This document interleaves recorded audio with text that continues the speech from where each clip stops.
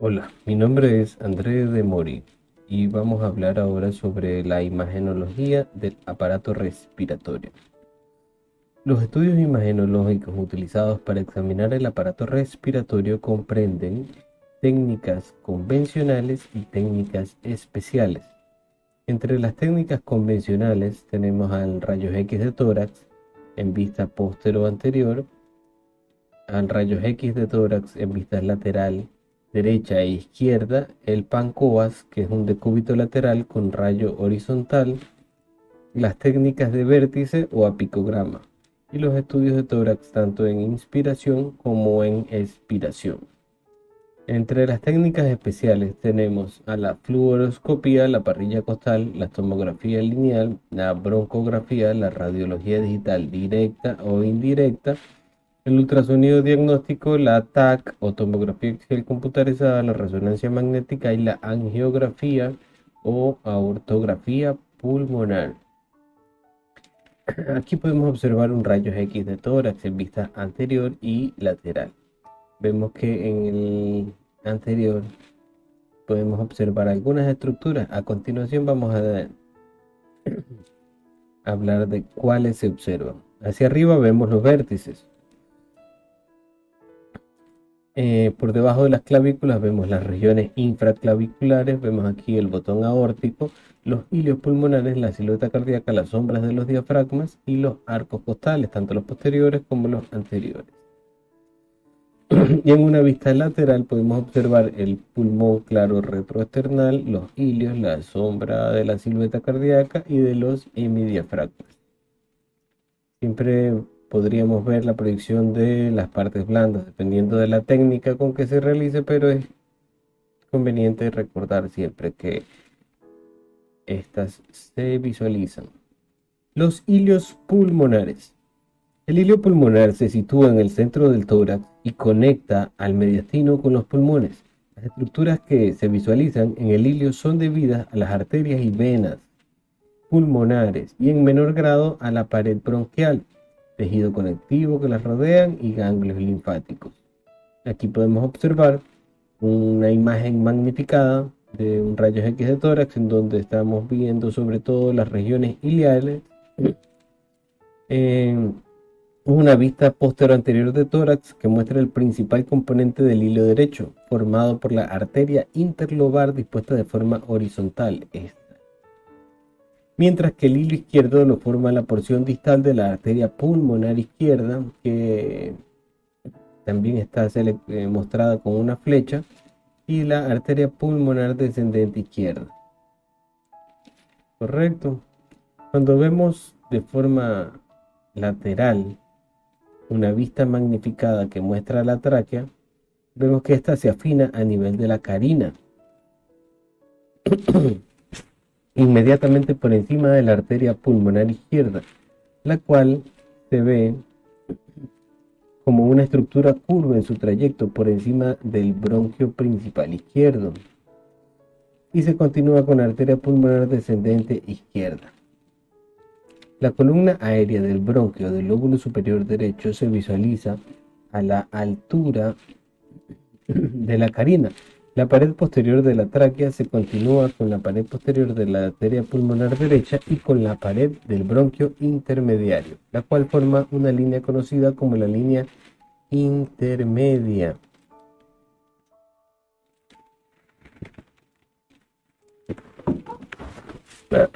El hilio derecho se localiza anterior al bronquio intermedio derecho. Aquí podemos ver una tomografía en una reconstrucción coronal que nos muestra la anatomía normal del hilio.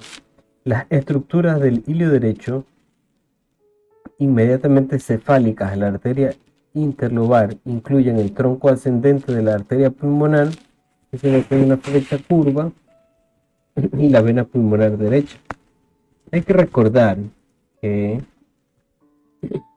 la arteria pulmonar derecha se localiza en el mediastino, pero no se visualiza. ¿Por qué? Porque queda muy central, ¿ya? En esta última, la sombra principal del hilio pulmonar derecho la forma En realidad es la arteria interlobar, la cual está orientada en sentido vertical. En cambio, la mayor parte del hilo izquierdo se forma por la porción distal de la arteria pulmonar izquierda y la arteria pulmonar descendente izquierda. La tráquea, los bronquios normales.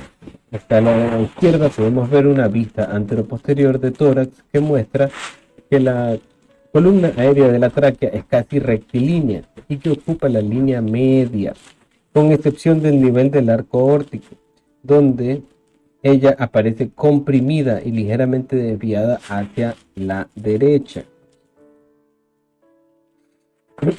La tráquea se divide entre un tronco corto principal derecho y otro izquierdo más horizontal. A la derecha vemos una reconstrucción coronal del tórax que muestra la anatomía de la tráquea. Su ligera indentación a nivel del arco aórtico, aquí, y como vemos el bronquio aproximadamente a 2 centímetros de su origen, el bronquio principal derecho se divide en el bronquio del lóbulo superior derecho y en el bronquio intermediario. Las calcificaciones de la pared traqueal, bronquial y bronquial. A la izquierda vemos un rayos X de tórax en una vista selectiva en un paciente anciano que muestra calcificaciones de las paredes de la tráquea y de los bronquios. Y a la derecha un ataque en reconstrucción coronal y sagital en que se ven las calcificaciones ya referidas. Sin embargo, estas carecen de valor diagnóstico. Hechos importantes que debemos recordar. En el hombre, el diámetro normal de la tráquea va de 13 a 27 milímetros y en la mujer de 10 a 23. Y el ángulo subcarinal normal va entre 35 y 90 grados. Aquí vemos una imagen patológica, vemos un ensanchamiento de ambos ilios, ¿verdad? Es un rayos X de tórax AP con agrandamiento central de las arterias pulmonares. Se trata de un paciente con hipertensión pulmonar. Así es como se ven las sombras de los músculos esternocleidomastoideos. No debemos confundir los vasos centrales con nódulos, ya que estos tienen imágenes con tendencia nodular, pero debemos seguir su continuidad con los vasos. Es importante que las escápulas no salgan proyectadas sobre los campos pulmonares, ya que esto puede llevar a diagnósticos falsos o a sospechas de los mismos. Y es importante recordar que debemos siempre observar todo dentro de rayos X, aunque no sea el centro de lo que estamos estudiando, porque hay muchas patologías que se ven. Los bronquios. A continuación observamos un esquema del árbol bronquial y segmentos pulmonares.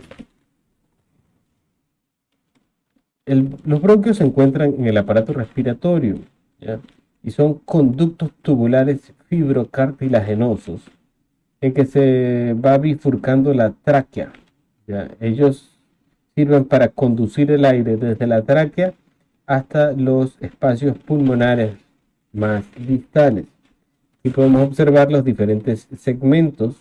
Más adelante veremos de forma resumida todos estos segmentos pulmonares, pero vemos como cada uno de los bronquios y bronquiolos se va ramificando hasta alcanzarlos a todos. En una vista lateral se puede identificar cuáles son anteriores y cuáles son posteriores. Asimismo, en el lado izquierdo, con la diferencia de que no tenemos lóbulo medio, sino língula superior y língula inferior, y la vista lateral de este lado izquierdo. Así es como se observa las ramificaciones bronquiales de los pulmones. Los segmentos pulmonares. Para su estudio, tratamiento, localización de patologías y demás, se va dividiendo al pulmón en segmentos según los bronquios y los bronquiolos que ya describimos. Así es como se ve el pulmón si pintamos cada uno de sus segmentos. Aquí podemos observar los diferentes segmentos y sus nombres. En el lóbulo superior tenemos el apical, el posterior y el anterior. Apical, posterior y el anterior.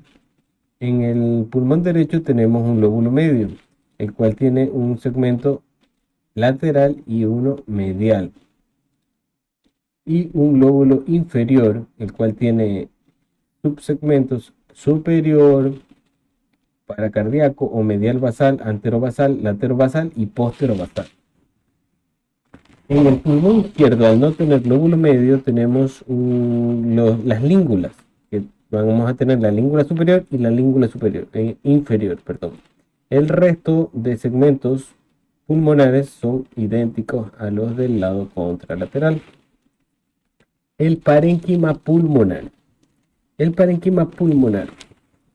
Lóbulo secundario. Es una porción más pequeña del pulmón rodeada por un septo de tejido conectivo. Cada uno de estos lóbulos está suplido por un bronquiolo tubular y su arteria pulmonar, la cual se localiza en el centro del lóbulo, mientras que las venas pulmonares de drenaje están en el septo interlobular. El lóbulo tiene una forma irregularmente poliédrica y por lo general mide entre 1.5 y 2 centímetros de diámetro. Los septos interlobales son más numerosos hacia el ápice y en las superficies anterior y lateral de los músculos de los lóbulos superiores, y las regiones laterales y anteriores del lóbulo medio derecho. En la língula, también el lóbulo inferior. En estas áreas mide aproximadamente de 0,1 milímetros de espesor y pueden identificarse a la inspección visual de la pleura o en los cortes de pulmón.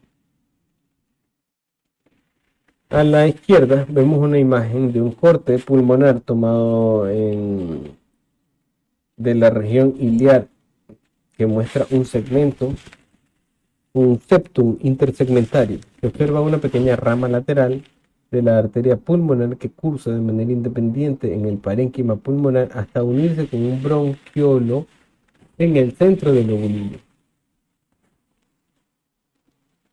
A la derecha tenemos un dibujo esquemático de los lóbulos pulmonares secundarios a nivel del ilio, el cual ilustra la extensión de 5 lóbulos secundarios. Las ramas broncovasculares gruesas se ramifican en los bordes de los lobulillos secundarios. Los bronquiolos centrolobulares y las arterias pulmonares aparecen señalizadas con unas flechitas.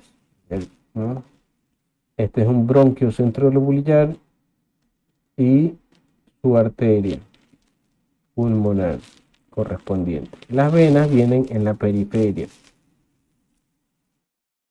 Las arterias son centrales, las venas son periféricas. Las arterias bronquiales. Hay una marcada variación en el número y origen de las arterias bronquiales. La mayoría de los individuos van a presentar un patrón relativamente común. Una en el lado derecho, originada de la tercera arteria intercostal, que es la primera arteria intercostal derecha, que se originan directamente de la aorta, y dos en el lado izquierdo, que se originan directamente de la aorta descendente. La arteria bronquial derecha e izquierda se originan al mismo nivel, ligeramente por debajo de la carina. A nivel del ilio, su diámetro oscila entre 1 y 1.5 milímetros. Las arterias bronquiales intrapulmonares se sitúan dentro del tejido conectivo peribronquial y se ramifican con las vías aéreas. Ellas llegan hasta los bronquiolos terminales. A continuación veremos un agrandamiento de estas arterias bronquiales.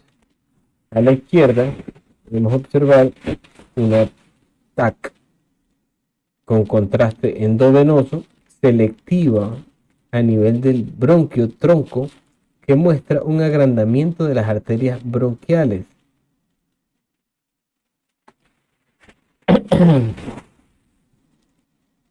Se ve un notable agrandamiento de la arteria pulmonar principal que tiene un diámetro mayor que la aorta descendente. A la derecha vemos una TAC endovenosa en una reconstrucción coronal que muestra aún mejor la dilatación y tortuosidad de las arterias bronquiales con estas flechas, una de las cuales se ve originándose de la aorta. La paciente de 52 años era portadora de una hipertensión arterial pulmonar secundaria a un tromboembolismo pulmonar crónico. Las estaciones ganglionares son localizaciones específicas de algunos ganglios, los cuales son muy útiles sobre todo para la estadificación de cánceres. Vamos a ver que tenemos los ganglios paratraqueales superior, derecho e izquierdo, inferior derecho e izquierdo, uno de la ventana aortopulmonar, subcarinales, paraesofágicos. Se van a distinguir sobre todo 7 grupos. También vamos a tener los ganglios traqueobronquiales derechos e izquierdos y los segmentarios lobares derechos e izquierdos, así como los ganglios peridiafragmáticos. La pleura. La pleura es una membrana delgada que recubre el exterior de los pulmones y reviste el interior de la cavidad torácica. Entre las membranas de la pleura existe un pequeño espacio que normalmente está lleno de una pequeña cantidad de líquido. Este líquido ayuda a las dos membranas de la pleura a deslizarse suavemente una contra la otra cuando los pulmones inhalan y exhalan. A continuación vemos un derrame pleural tabicado. Se trata de un paciente cirrótico con una opacidad en la base derecha por un derrame pleural. Todo esto es líquido, el pulmoncito, el diafragma y el hígado. Las fisuras interlobales son invaginaciones de la pleura que se extienden desde la superficie externa del pulmón hasta la sustancia pulmonar. Se han clasificado en 2 grupos: las fisuras que separan los pulmones en los 3 lóbulos pulmonares derechos y 2 izquierdos, que esas son las llamadas fisuras normales, y las que ocurren en el interior de uno de los lóbulos, llamadas fisuras accesorias.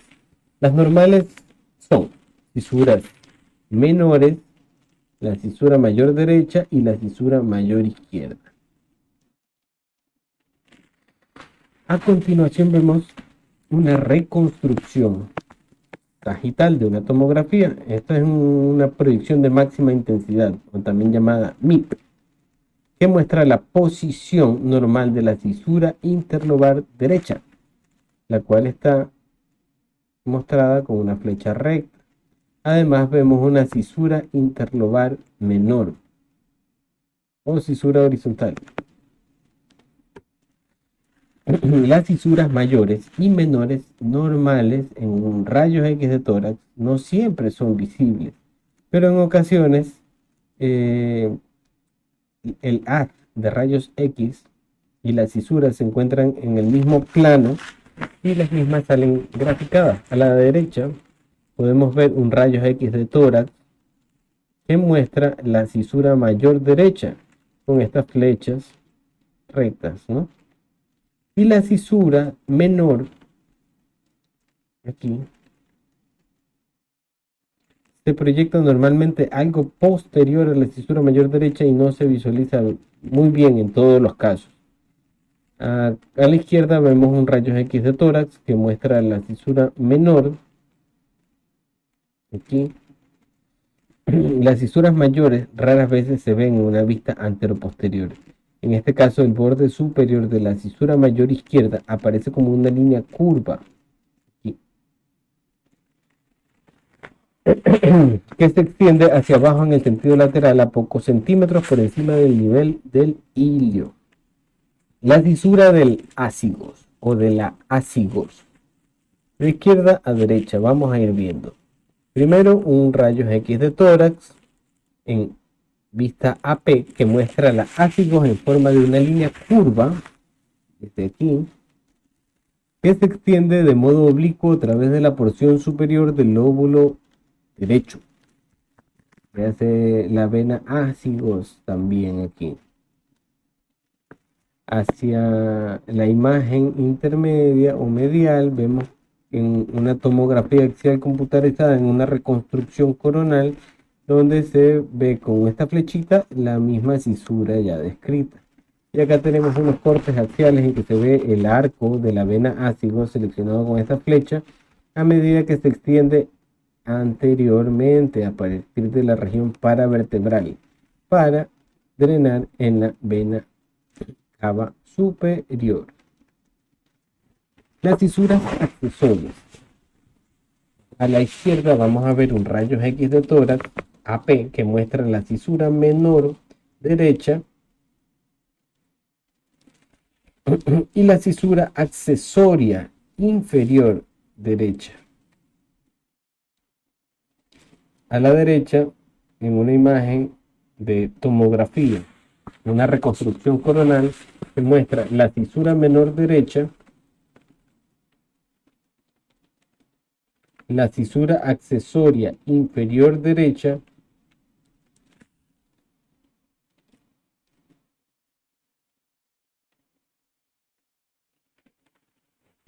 y la fisura accesoria superior derecha. También existen varias fisuras accesorias inferiores en el pulmón izquierdo. El mediastino. El mediastino es la parte del tórax que está entre el esternón y la columna vertebral y entre los dos pulmones. Esta zona contiene el corazón, contiene los grandes vasos, tiene el timo, el esófago, algunos tejidos conectivos, ¿verdad? Aquí vemos una imagen de un rayo X de tórax, una magnificación a nivel del mediastino. La opacidad que se visualiza por debajo del arco aórtico y por encima del bronquio principal izquierdo es el tronco de la arteria pulmonar.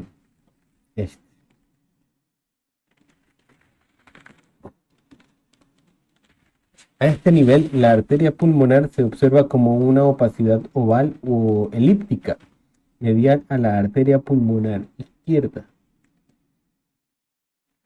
A partir del nivel del arco aórtico hasta el nivel de la arteria pulmonar, el borde lateral del mediastino aparece con una concavidad lateral normal o algunas veces recto.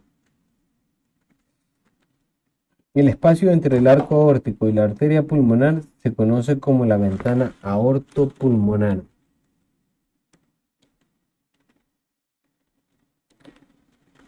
Veremos la anatomía normal del corazón en una vista lateral. A la izquierda podemos ver una vista lateral de un rayo X de tórax, en el cual se muestra el contorno anterior del corazón, formado por el ventrículo derecho, que contacta con con poco menos de la mitad inferior del esternón. Los 2/3 inferiores del borde posterior del corazón están formados por el ventrículo izquierdo. El tercio superior de la aurícula izquierda también. La opacidad difusa que se ve en el ángulo cardiofrénico posterior lo forma la vena cava inferior cuando drena en la aurícula derecha. La aorta, el arco aórtico y la porción inicial de la aorta descendente se visualizan bien en los ancianos, pero poco se visualiza en los adultos jóvenes. Y a la derecha podemos ver una vista lateral del ventrículo derecho y del tronco de la arteria pulmonar, MPA. Se trata de una angiotaca en una reconstrucción sagital que muestra el ventrículo derecho, la arteria pulmonar con su tracto de salida y la arteria pulmonar formando el contorno anterior del corazón.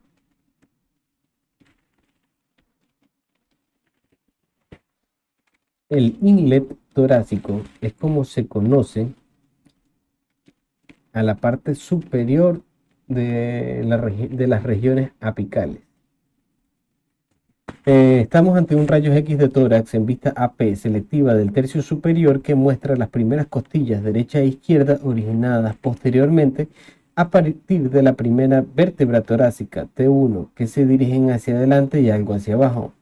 El inlet torácico es paralelo a las primeras costillas y por tanto es algo más alto en la parte posterior que en la parte anterior. ¿Qué estructuras se observan dentro del inlet torácico? Podemos observar que estamos ante una tomografía en corte axial a la altura del mismo inlet que muestra las venas brachiocefálicas derecha e izquierda que están como BCA inmediatamente por delante de la tráquea. También vemos la arteria carótida común, sí, ligeramente a la izquierda de la tráquea y a la arteria subclavia, situada posteriormente. El esófago se sitúa posterior a la tráquea, sobre esta zona. La región paratraqueal derecha, cuando es normal, se observa a nivel del arco aórtico. El borde lateral derecho aparece delimitado por una opacidad difusa, producida por la vena cava superior, cabezas de flecha. En condiciones normales, la vena cava superior tiene un contorno externo rectilíneo y una opacidad menor que la que produce el arco aórtico. También se visualiza la banda traqueal o paratraqueal derecha y la vena ácigos a nivel del ángulo traqueobronquial derecho. Hechos importantes. El pulmón puede dividirse en dos componentes principales. El parénquima, el cual ocupa aproximadamente el 90% del volumen pulmonar, y las estructuras de soporte que incluyen las vías aéreas, vasos, el componente broncovascular y los septum, así como la pleura visceral. El parénquima pulmonar está compuesto de conductos alveolares, sacos alveolares y alvéolos. Los alvéolos tienen forma poliédrica y están separados entre ellos por el septum alveolar.